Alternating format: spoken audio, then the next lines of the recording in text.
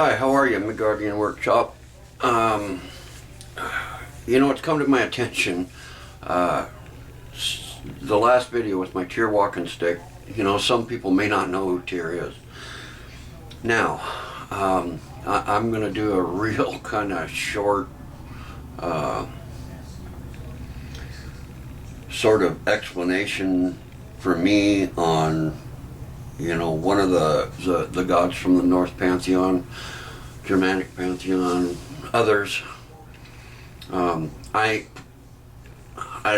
probably not the best person to be doing this. I'm not as well knowledgeable about all of them as I should be, I guess, and many others that understand Old Norse language, Proto-Germanic, etc., to probably have a better feel for it. Some of the fellows that I watch and pay attention to, along with my studies with, is Horace Harber, Jackson Crawford is another one that is really, those guys are really something. They really know their stuff. I know Horace is an archaeologist and a very big study on lots and lots of different subjects. If you don't know who Jackson Crawford is, he's a professor of Norse language, brilliant man as well. Both those guys I really look up to what they got to say about, pretty much everything. So, I don't always agree with everything they got to say, but, that's kind of the world. Take the pieces that mean something to you. So, real quick here, why Tyr? Through my study and knowledge of trying to gain as much information as I can on Tyr, he, for me, one, the way I understand it, he's really the god of the gods. Now, why do I say that? The biggest premise of why I say that is for this simple thing. In the Eddas, Fenrir, and if you don't know who all these things are and you care, then you can look them up for yourself, etc. I'll kind of go over them in little pieces, but Fenrir is a very, very large wolf. Now, he's that big dog that you see in the Marvel movie, was Ragnarok, etc. Wolf, really.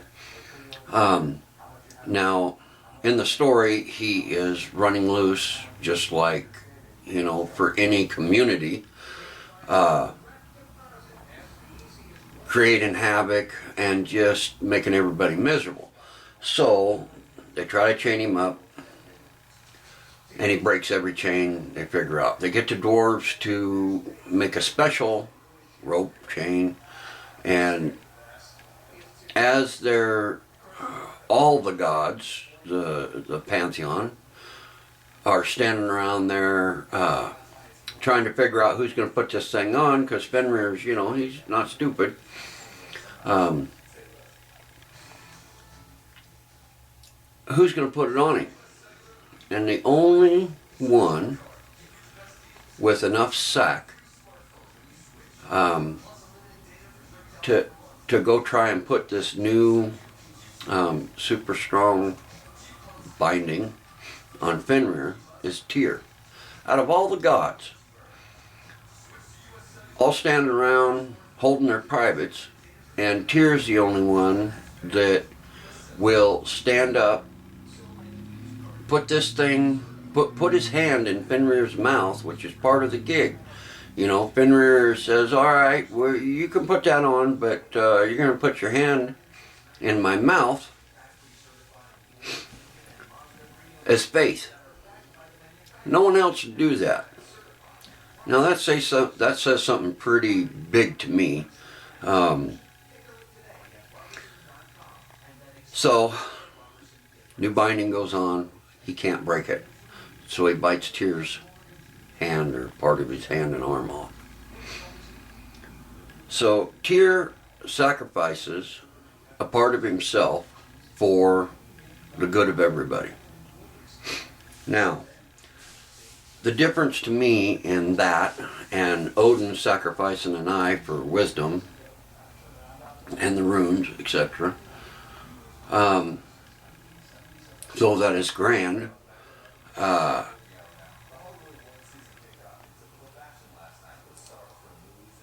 Not having those runes wouldn't have caused the destruction of having this huge rabid wolf running all over doing as he wants. So to me, that's just a bigger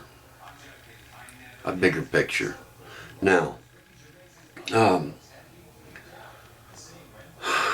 from what I understand and from what my research is, there's not a heck of a lot of, at least not as much recorded things with Tyr.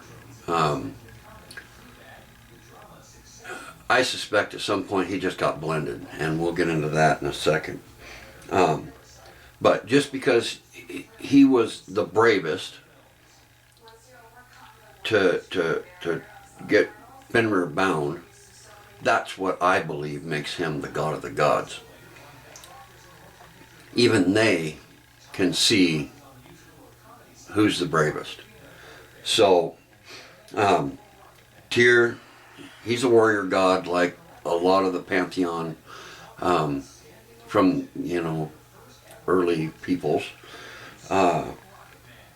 However, he's the god of oaths, contracts, law, fairness, justice.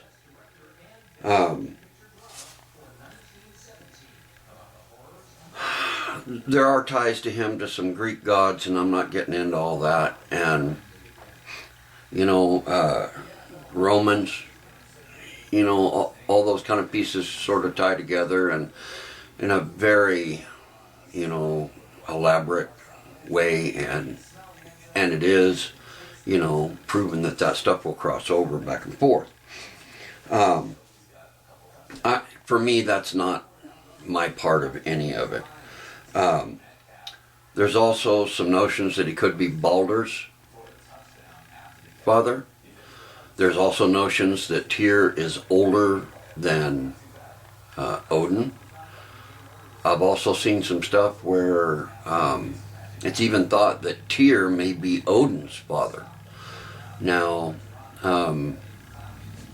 whatever that goes for you or me or whatever, doesn't really matter. I find him to be kind of the father of all fathers. So that's my take on that part. Now, as far as the Eddas go, and I don't know them word for word, and I probably should, but at some point in there, Valkyrie instructs a Midgardian named Sigurd to invoke Tyr for victory in battle. Now, what I find interesting about that, and like I said, I don't know it all word for word, so there may be a piece or two that I'm missing there, but to me that's another pretty big thing when you have a Valkyrie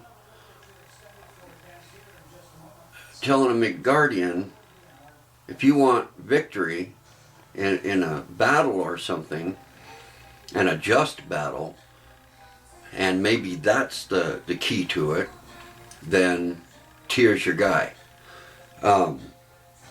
But it's pretty interesting thinking anyway.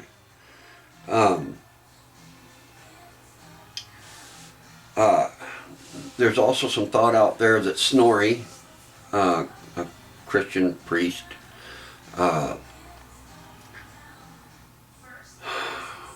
kind of put the offset, or maybe it was already going by the wayside, to pair Odin and Thor together, like God and Jesus. Now, whether, this is all speculation and guesswork as far as what a Christian priest is writing down. They're supposed to be tied to all these rules. Yeah, well, whatever. Humanity is humanity. Men are men. They do their stuff to better whatever it is they're pushing. Now, back in that time frame, it was pretty rough, and I got a lot of things to say about a lot of that, and maybe we'll do it some other time. But this is mostly just about Tyr, and so kind of the reasons why I personally follow him more than I follow Odin. I also have great respect for Thor, as well as Freya.